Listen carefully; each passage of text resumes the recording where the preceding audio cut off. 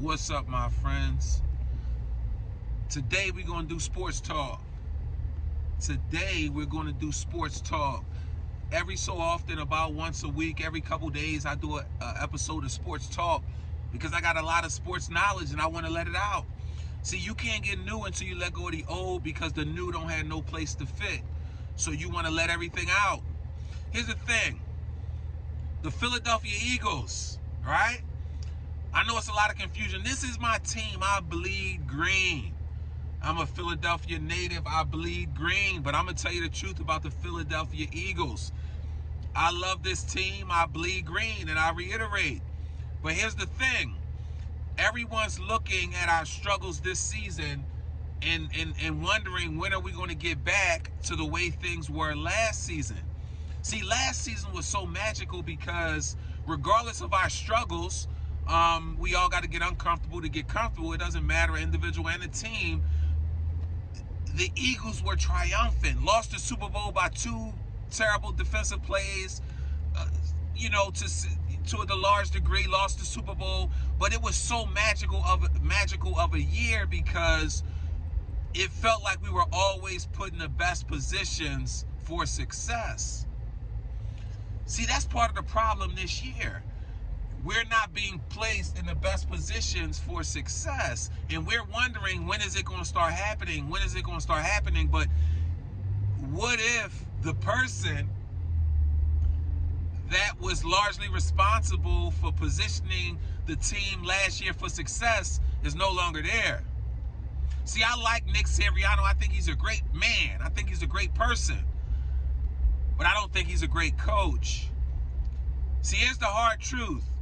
See, when the Eagles were struggling this year and we continue to struggle, for him to fire the defensive coordinator, he had to do something to show that he's not going to lose the team. He's willing to do whatever's necessary to uphold the level of excellence that this team is supposed to possess. But it was a bad move because it showed panic. And now even in press conferences, they show panic. See, it's easy to do well and smile and make sure everything is good when things are going well, when you're winning. But see, true character is displayed during adversity. So this right now, what we're seeing is the real Philadelphia Eagles. Now, here's the reason why I say Nick Sirianni, he deserves most of the blame. Because it's not just one phase of the game that's in shambles. It's all 3 phases: offense, defense, and special teams. Not to mention, we're not motivated coming out of halftime to finish out games. This is coaching. This is head coaching. Now, the reason why we can't snap it back to the way it was last year is because the snapbacker is no longer with the Eagles. The quarterback whisperer, the one with the magic, is now with the Indianapolis Colts. Yes, my friends, it was never Nick Sirianni with the magic. It was the head coach for the Indianapolis Colts. Now what he's doing is taking the magic to Indianapolis.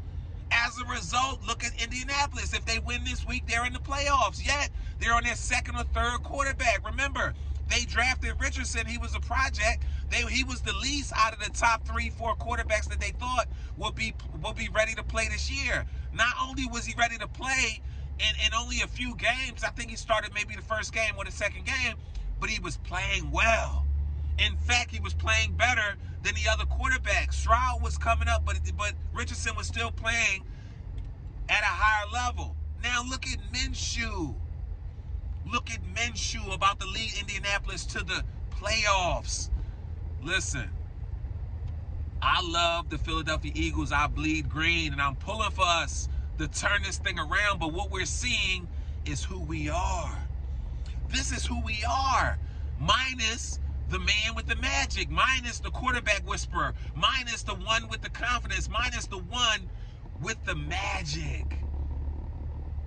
We lost our magic, my friends. Our magic is now in Indianapolis. Nick Sirianni is a good person, but he's not a great coach. And now let's people talk about Jalen Hurts, and I tell you, Jalen is not playing as well as he played last year, but nor would have Tom Brady if you had taken Belichick in his first few years. However, Tom Brady's a bona fide leader the same way Jalen Hurts is a bona fide leader. Eventually, he'll figure out how to do it all himself. Hence, that's what Tom Brady figured out when he went to Tampa Bay and took a Super Bowl to Tampa Bay. He was seasoned.